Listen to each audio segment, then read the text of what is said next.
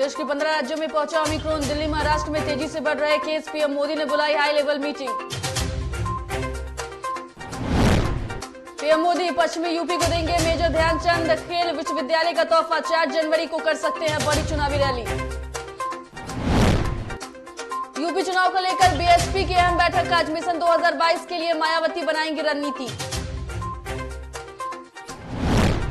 आज मुंबई पुलिस के सामने पेश हो सकती है कंगना। सिख समुदाय पर दिया था विवादित बयान।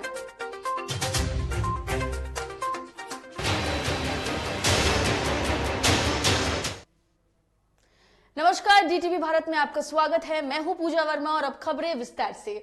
ओमिक्रॉन के खतरे के बीच प्रधानमंत्री नरेंद्र मोदी आज कोविड-19 स्थिति की समीक्षा के लिए उच्च स्तरीय बैठक बुलाई है।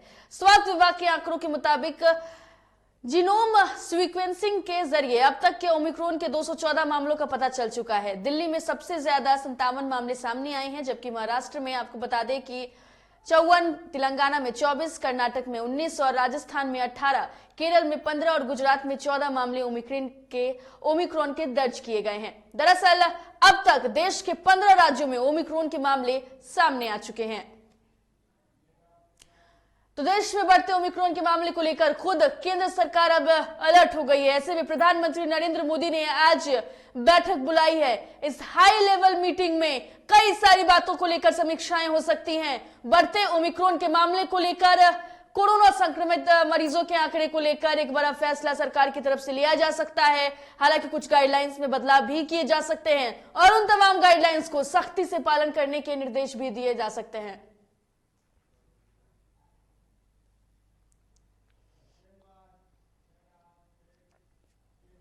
ओमिक्रॉन का खतरा सिर पर आ चुका है। ओमिक्रॉन की चिंताओं के बीच पीएम मोदी आज समीक्षा बैठक करने जा रहे हैं।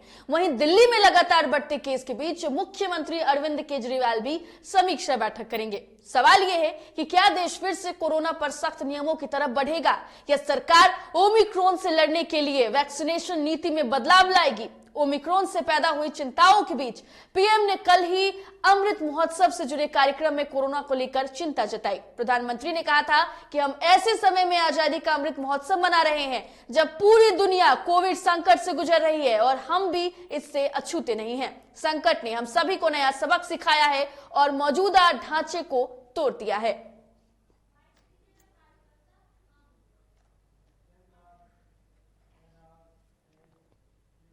ओमिक्रॉन के मामले दिल्ली और मुंबई के साथ ही देश के दूसरे राज्यों में भी तेजी से बढ़ते जा रहे हैं। तमिलनाडु में ओमिक्रॉन के 33 नए मामले गुरुवार को सामने आए।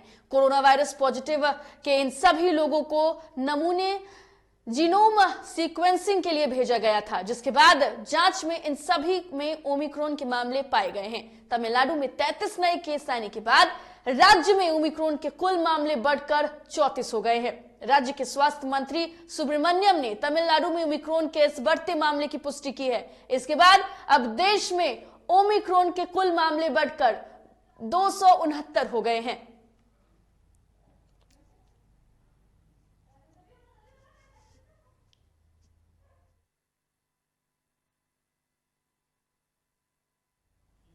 उत्तर प्रदेश में होने वाले चुनाव के लिए जारी होने वाली चुनाव अधिसूचना के पहले प्रधानमंत्री नरेंद्र मोदी 4 जनवरी को मेजर ध्यानचंद खेल विश्वविद्यालय का शिलान्यास कर सकते हैं। इसे वेस्ट यूपी में बीजेपी का चुनावी शंखनाद माना जा रहा है, क्योंकि अभी तक पीएम मोदी ने पूर्वांचल, मध्य, रेहुलखंड और बुंदेलखंड में चुनावी रैलियां की हैं। जानकारी के मुताबिक 4 जनवरी को मेरठ में खेल विश्वविद्यालय का शिलान्यास किया जाएगा और इसी सप्ताह चुनाव आचार संहिता की घोषणा होने की उम्मीद भी की जा रही है।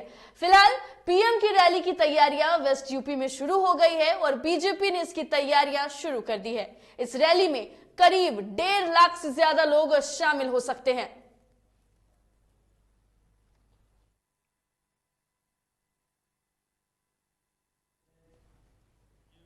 उत्तर प्रदेश में होने वाले विधानसभा चुनाव में पहले बीएसपी की अगर बात करें तो आज बीएसपी सुप्रीमो मायावती ने पार्टी मुख्यालय में अहम बैठक बुलाई है। विधानसभा चुनाव से पहले बीएसपी चीफ के इस बैठक को काफी अहम माना जा रहा है और आज की बैठक में प्रदेश के सभी मुख्य क्षेत्र के प्रभारियों के साथ साथ 75 जिलों के जिलाध्यक्ष शामिल होंगे। ये बताया जा रहा है कि चुनाव को लेकर आज बसपा चीफ मायावती अपनी रणनीति का भी खुलासा कर सकती हैं और इसी आधार पर आगे चुनाव के मैदान में पार्टी उतारेगी। असल में राज्य में बीएसपी जमीन पर स्तर का काम भी कर रही है और इस बार भी उसे अपने सोशल इंजीनियरिंग के फॉर्मूले पर विश्वास है। वहीं आज की बैठक में मायावती मुख्य क्षेत्र प्रभारियों और जिलाध्यक्षों से फीडबैक लेने के बाद ही जमीनी हकीकत का पता लगाएंगी और इसी आधार पर आगे की रणनीति तय की जाएगी। मीडिया रिपोर्ट के मुताबिक आज की यह बैठक के बाद मायावती चुनाव में प्रचार भी करेंगी।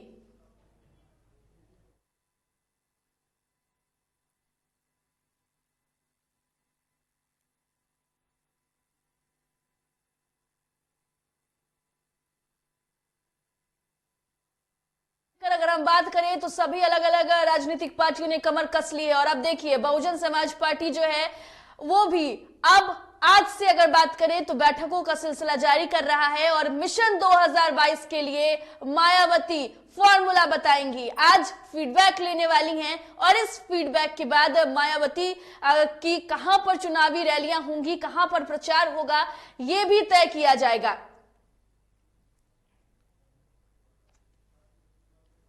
तो मिशन 2022 को लेकर यानी कि यूपी चुनाव को लेकर सभी पार्टियां तैयार हैं। ऐसे में बहुजन समाज पार्टी की तरफ से भी आज बैठक बुलाई गई है। बॉलीवुड अभिनेत्री कंगना रनौत सिख समुदाय पर विवादित बयान देने से जुड़े एक मामले में आज मुंबई पुलिस के सामने पेश हो सकती हैं। कंगना को बुधवार को मुंबई के खार पुलिस स्टेशन जाकर अपना बयान दर्ज करवाना था, लेकिन वो अपने किसी निजी काम की वजह से वहां नहीं पहुंच पाई। दरअसल कंगना ने अपनी एक सोशल मीडिया पोस्ट में किसानों के आंदोलन को कथित रूप से एक अलगाववादी समूह से जोड़ा था और सिख समुदाय पर टिप्पणी की थी। एक सिख संगठन की शिकायत के बाद पिछले महीने खार पुलिस थाने में रनौत के खिलाफ प्राथमिकी दर्ज की गई थी और बता दें आपको कि इसी एफआईआर के संबंध में कंगना को मुंबई पुलिस के सामने पेश होना है और अपना पक्ष रखना है। और इस खबर पर अधिक जानकारी के लिए हमारी सहयोगी एकता हमारे साथ फोन लाइन पर जुड़ गई हैं। एकता, कंगना रनौत के बयान के बाद से उनको पुलिस के सामने पेश होना है, अपना पक्ष रखना है। दरअसल अगर कंगना की बात करें तो अक्सर ऐसे बयान आते रहते हैं सामने और फिर एक बार अपनी बयान की वजह से विवादों में घिर गई है कंगना। जी पूजा, कंगना जो है वो अक्सर अपने बयानों के कारण जो है सुर्खियों में आती रहती है और इस बार फिर से जो बॉलीवुड अभिनेत्री कंगना रनौत है वो अपने विवादित बयान देने जुड़े थे। एक मामले में आज मुंबई पुलिस के सामने पेश हो सकती है। दरअसल कंगना को बुधवार को ही मुंबई के खार पुलिस स्टेशन जाकर अपना बयान दर्ज करवाना था, लेकिन उनके वकील ने ये कहा कि उनको कुछ निजी काम के कारण वो वहां नहीं पहुंच सकी और वहीं जिसके कारण आज वो पुलिस के सामने पेश हुई। दरअसल कंगना ने अपने सोशल मीडिया पर पोस्ट में किसानों को आंदोलन को कथित रूप से अलगाववादी समूह से जोड़ा था और सिख समुदाय पर टिप्पणी की को लेकर अब सिख संगठन की शिकायत के बाद पिछले महीने खार पुलिस थाने में कंगना रनौत के खिलाफ प्राथमिकी दर्ज की थी और इसके खिलाफ एफआईआर के संबंध में कंगना को मुंबई पुलिस के सामने पेश होना था और अपना पक्ष रखना था। वहीं पुलिस ने इस महीने की शुरुआत में उन्हें पूछताछ के लिए नोटिस जारी किया था। कंगना ने वकील को बॉम्बे हाई कोर्ट में बताया था कि 22 दिसंबर को खार पुलिस के समक्ष पेश होगी और बुधवार को ही उनकी पेशी होनी थी, लेकिन उनके वकील ने कहा था कि कुछ निजी कारण की वजह से कंगना कल पेश नहीं हो पाई। एक छोटा सा सवाल है। लगातार कंगना रनौत की बात करें तो उनकी तरफ से विवादित बयान दिए जाते हैं और इस बार जब वो पुलिस के सामने पेश होंगी तो अपना पक्ष रखने वाली हैं। क्या लगता है, क्या कुछ बातें बोलने वाली हैं? और देखिए लगातार अगर बात करें कंगना की भी तो ऐसे विवादित बयान देती रहती हैं, तो इस बार जब उनकी पेशी होने वाली है पुलिस के सामने तो कौन सी बातें वो रखने वाली हैं और इस पेशी के बाद क्या कुछ बातें निकल कर सामने आएंगी? जी पूजा, कंगना जो है वो अक्सर सुर्खियों में आती रहती है। जो उनके जो बयान होते हैं उसकी वजह से कहीं ना कहीं वो सुर्खियों पर आती, क्योंकि बॉलीवुड की सबसे कंट्रोवर्सी एक्ट्रेस में नाम आता है कंगना रनौत का और अब उनका पेशी होने वाला है। तो हो सकता है कि पुलिस के सामने कई ऐसी अहम बातें वो रखी जिससे कि काफी कुछ स्पष्ट हो सकती है। लेकिन कंगना कहीं ना कहीं अपनी बेबाजी की वजह से भी जानी जाती है। उनके जो बयान होते हैं काफी ज्यादा चर्चित होते हैं, जिसकी वजह से उनके ट्विटर हैंडल जिससे वो काफी ज्यादा बयानबाजी करती थी उसके ट्विटर हैंडल को भी बंद कर दिया गया है उसके बावजूद भी कंगना रनौत जो है वो सुधरने की नाम नहीं ले रही है। सोशल मीडिया के दूसरे साइड से वो ऐसे विवादित बयान देती हूँ। बिल्कुल एकता, बेहद शुक्रिया आपका तमाम जानकारी के लिए। बिल्कुल एकता, बेहद शुक्रिया आपका तमाम जानकारी के लिए। तो देखिए, आज मुंबई पुलिस के सामने कंगना को पेश होना है और इसके बाद से अपने विवादित बयानों की वजह से कंगना लगातार इस तरीके से सुर्खियों में बनी रहती हैं। हालांकि आज पेशी के बाद क्या कुछ बातें निकलकर सामने आती हैं, इस पर निगाहें टिकी हुई हैं। बिहार के पूर्व मुख्यमंत्री जीतन राम मांझी के ब्राह्मण विरोधी बयान ने राज्य की सियासत गरमा दी है। पूरे राज्य में कई जगह पर मांझी के खिलाफ धरना प्रदर्शन और पुतला फूंकने की घटनाएं सामने आ चुकी। दरअसल श्री राम सेना संगठन, हिंदू पुत्र संगठन और बजरंग सेना ने जीतन राम मांझी के आवास पर सत्यनारायण भगवान की पूजा और उनके कार्यालय का शुद्धिकरण करने की धमकी दी थी, जिसे देखते हुए बिहार पुलिस ने मांझी के घर के बाहर सुरक्षा व्यवस्था बढ़ा दी है। मांझी के आवास के बाहर बड़ी संख्या में पुलिस बल को तैनात किया गया है। किसी प्रकार के विरोध प्रदर्शन को रोकने के लिए पुलिस पूरी तरीके से तैयार है। प्रदर्शनकारियों को रोकने के लिए आसपास बैरिकेडिंग भी की गई है। स्थानीय थाने के बड़े अधिकारी खुद पूरी स्थिति पर नजर बनाए हुए हैं।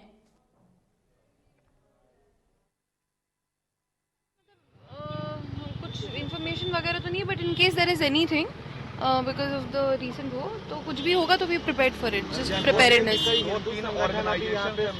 मुझे एक तो जानकारी है, कई हिंदू संगठन अभी यहाँ पे पूजा करने वाले शुद्धिकरण के लिए आए हैं, जिस तरह से मांझी जी का बयान आया तो नहीं, वी आर प्रिपेयर्ड। कोई भी अनलॉफुल चीजें नहीं होंगे यहाँ पर, तो we are preparing for that. Government से यहाँ पर क्या कुछ डिप्लॉय किया गया है? Extra force has been deployed here and basically general awareness is there, मतलब प्रिपेयरिंग।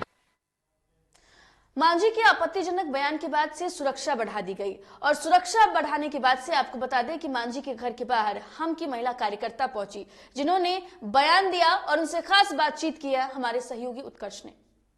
टीवी भारत देख रहे हैं आप, मैं हूं आपके साथ उत्कर्ष कुमार। बिहार के पूर्व मुख्यमंत्री जीतन राम मांझी इन दिनों विवादित बयान दे रहे हैं, जिसको लेकर अब वो कहीं ना कहीं विवादों में घिर गए हैं, जिसके बाद ब्राह्मण समाज द्वारा उनके घर को घेरने और शुद्धिकरण करने की बात कही गई थी। बीते दिन से जीतन राम मांझी के घर की सुरक्षा बढ़ा दी गई है। आप देख सकते हैं कि किस तरीके से जो सुरक्षा बल है, अतिरिक्त सुरक्षा बल सैफ और ARB के जवान जो है यहाँ पर तैनात कर दिए गए हैं। कल से ही जो ये इनपुट आ रहा था कि मांझी जी के घर का घेराव किया जाएगा, पूर्व मुख्यमंत्री हैं और हिंदुस्तानी अवाम मोर्चा के संस्थापक भी हैं, और ऐसे में आप देख सकते हैं कि किस तरीके की सुरक्षा है यहाँ पर और तमाम जो लोग हैं वो यहाँ पर नजर आ रहे हैं। कुछ कार्यकर्ता भी हैं मांझी जी के आवास के बाहर। आपको बताते चले कि जो जीतन राम मांझी हैं उन्होंने ब्राह्मणों को लेकर बयान दे दिया था और काफी अपशब्द भी कह दिए थे, जिसके बाद ब्राह्मण समाज द्वारा कई बार देखा गया है कि उन पर टिप्पणी की गई है। कई नेता थे, उन्होंने उनके जीभ काटने तक की बात कर दी गई थी। और इसके देखिए, ये हिंदुस्तानी अवाम मोर्चा के संस्थापक है जीतन राम मांझी, जिनके घर के बाहर की तस्वीरें हैं। कुछ महिला कार्यकर्ता भी आई हुई हैं, उनसे भी बात करने की कोशिश करेंगे। मैडम, ब्राह्मणों द्वारा जीतन राम मांझी के घर को घेरने की बात कही गई है, शुद्धिकरण करने की बात कह रहे हैं। सबसे पहले तो वो जो घेरने की बात कर रहे हैं और शुद्धिकरण की बात कर रहे हैं, तो सबसे पहले अपने दिमाग का शुद्धिकरण करें। जहाँ पे कचरा बैठा हुआ है, उस कचरे को शुद्धिकरण करने की जरूरत है। हमारे मांझी साहब ब्राह्मण का हमेशा सम्मान किए हैं, कर रहे हैं और करते रहेंगे, लेकिन ब्राह्मणवाद के खिलाफ हैं और रहेंगे। तो कल उन्होंने बयान दे दिया कि जो ब्राह्मण शराब पीते हैं, शराब पीते हैं क्या ब्राह्मण? बिल्कुल पीते हैं। मैं मिथिलांचल की बेटी हूँ, मैं मिथिलांचल में हमेशा 2016 में शराब बंदी हो गया, तो उसके बाद शराब कहाँ से आ रही है? कहाँ से शराब आ रहा है? जो पीने वाला से जाके न पूछिए, उल्टा जगह पे क्यों पूछ रहे हैं आप? जाइए वहाँ पूछिए जहाँ लोग पी रहा है, कहाँ से लाके पी रहा है, कहाँ से नहीं पी रहा है। सवाल तो पूछेंगे ना, क्योंकि आप भी सत्ता में हैं। सत्ता में है तो सवाल पूछिए, लेकिन ऑथेंटिक सवाल पूछिए, जिसका न सर न पैर, उसका क्या पूछना। यानी कि शराबबंदी नहीं है बिहार में? शराबबंदी है और उसको सब समर्थन कर रहे हैं शराबबंदी का। कुछ लोग जो हमारे माननीय नीतीश कुमार जी कहते हैं कि गड़बड़ करने वाले लोग होते हैं, वो गड़बड़ करने वाले कभी भी गड़बड़ करेंगे। वैसे लोग तो भरे पड़े हैं, उसको ढूंढिए, खोजिए, उनको पूछिए ऐसा गड़बड़ी क्यों कर रहे हैं। अच्छा, कई नेता कह रहे थे उनकी जीभ काटने की बात कर रहे थे, 11 लाख रुपए देंगे, ये कैसा उचित है? ये इस जीभ काटने की बात को तो हम एकदम सर से ऊपर तक गलत कहते हैं, और जिसने भी ये कहा है, गजेंद्र झा ने ये कहा है, हम उन पे अनुसूचित जाति अनुसूचित जनजाति के तहत SC/SC एक्ट लगाएंगे और उन पे FIR हो गया है और ये एक्ट लगा के उन पे कार्रवाई होगी। हम बीजेपी के कार्रवाई का स्वागत करते हैं, उससे भी कम नहीं। वो तो अपने पार्टी से निकाले हैं, हमारे मान सम्मान को ठेस पहुंचा है, हम दलितों के मान सम्मान का ठेस पहुंचा है। चलिए अगली खबर का रुख कर लेते हैं। समस्तीपुर में भारी मात्रा में शराब के साथ एक सिपाही को गिरफ्तार किया गया। दरअसल जीआरपी थाना में पदस्थापित सिपाही जितेंद्र कुमार सिंह ने बैरक में ट्रॉली बैग में छिपाकर 65 लीटर शराब रखा था, जिसके बाद ये कार्रवाई की गई है। गुप्त सूचना पर रेल डीएसपी मुजफ्फरपुर और रेल डीएसपी समस्तीपुर ने संयुक्त रूप से छापेमारी की है। फिलहाल सिपाही को गिरफ्तार कर लिया गया है और आगे की कार्रवाई की जा रही है।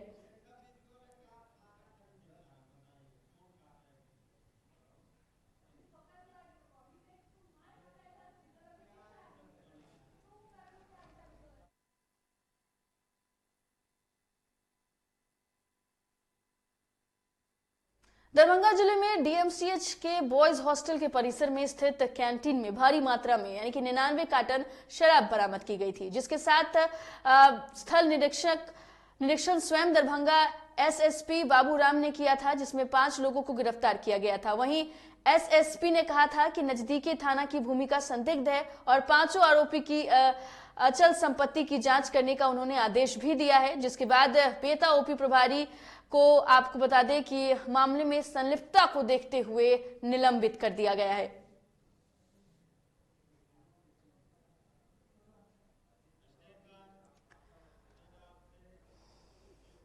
रोहतास के संजौली में मरीज की तबीयत बिगड़ने से मरीज को एनएमसीएच जुमहार से रेफर किया गया, जिसके बाद परिजनों ने मरीज को सदर अस्पताल सासाराम लिया है, जहां बीमार मरीज को स्ट्रेचर भी उपलब्ध नहीं कराया गया, जिसके बाद परिजनों ने आपको बता दें कि कंधे पर बिठाकर उसे सदर अस्पताल पहुंचाया, जिसके बाद से वीडियो अब लगातार वायरल हो रहा है। दरअसल सदर अस्पताल सासाराम की व्यवस्था पर अब सवाल खड़े होने लगे हैं, जब एनएमसीएच जुमहार से संजौली के अनिल कुमार को रेफर के बाद परिजनों ने सदर अस्पताल कंधे के सहारे पहुंचाया।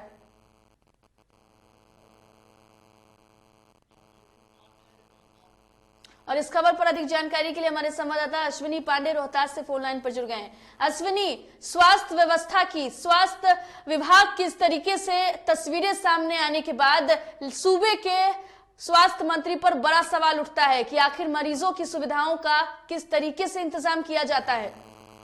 जी पूजा, मैं आपको बता दूं कि जिस तरीके से मुख्यमंत्री के समाज सुधार यात्रा को लेकर जिस तरीके से सासाराम और रोहतास में जो तैयारियां पूरी तरीके से चल रही है, एक तरफ सड़कों को चकाचक करने की कवायद शुरू हो चुकी है, तो दूसरी तरफ सदर अस्पताल सासाराम में जो लचर व्यवस्था सामने आई है, कहीं न कहीं इस पर सरकार के सिस्टम पर सवाल खड़े हो रहे हैं। जी पूजा। अश्विनी, ये बताइए कि जब ये तस्वीरें सामने आई उसके बाद अस्पताल की तरफ से कोई बयान सामने आया, उनकी तरफ से क्या कुछ प्रतिक्रिया सामने आई है? जी पूजा, मैं आपको बताना चाहूंगा कि ये एक मामला नहीं है, इस महीने 2 मामले सामने आ गए। इसमें जो यहाँ के सुधीर कुमार चिकित्सा पदाधिकारी हैं, उनसे भी इस पर सवाल किए गए, तो उन्होंने बखूबी जो है अपने सिस्टम को सुधारने की बातें कही थी, लेकिन ऐसा होता दिख नहीं रहा है। जी पूजा। बिल्कुल अश्विनी, बेहद शुक्रिया तमाम जानकारी के लिए। तो देखिए, सिस्टम को सुधारने की बात जरूर की जाती है, लेकिन तस्वीरें जब सामने ऐसी आ जाती है तो सवाल जरूर खड़े होने लगते हैं। सवाल स्वास्थ्य विभाग पर, सवाल स्वास्थ्य मंत्री पर। अच्छा जी के लिए तबीयत खराब है। अच्छा, कहाँ के रहने वाले हैं? बिहार का संजौली। संजौली बिहार का। अच्छा, ठीक है। अभी कहाँ लाए हैं आप लोग? ठीक से जुमहार से यहाँ लाए हैं। अच्छा, कोई दिया है, कुर्जी नहीं दिया है। तो क्या नाम है इनका? भागलपुर सुल्तानगंज प्रखंड के विस्कुमान भवन में खाद की कमी के कारण किसानों ने जमकर हंगामा किया। किसानों का आरोप है कि खाद रहने के बावजूद भी विस्कुमान मैनेजर पर्याप्त मात्रा में खाद नहीं दे रहे हैं, जिससे लोगों को काफी परेशानी हो रही है। बाजार में 350 खुला देता है। 350 रुपया? 350 ब्लैक हो रहा है। एक बोरा ब्लैक किया जा रहा है। हाँ, ब्लैक करता है कि कैसे करता है वो बात हम कह लिए बोलेंगे, लेकिन 350 रुपया प्रति बोरी। यहाँ खाद नहीं मिल रहा है। नहीं मिल रहा है। क्या कर रहा है? कल परसों तार बटोर कर रहा है। भागलपुर के विश्वविद्यालय थाना क्षेत्र में अनियंत्रित ट्रैक्टर की चपेट में आने से एक मजदूर की मौत हो गई। घटना के बाद मृतक के भाई ने बताया है कि उसका भाई मजदूरी करने के लिए जाता था। इसी दौरान स्मार्ट सिटी परियोजना के तहत काम चल रहा था, तभी तेज गति से आ रहे अनियंत्रित ट्रैक्टर की चपेट में आने से उसकी मौत हो गई।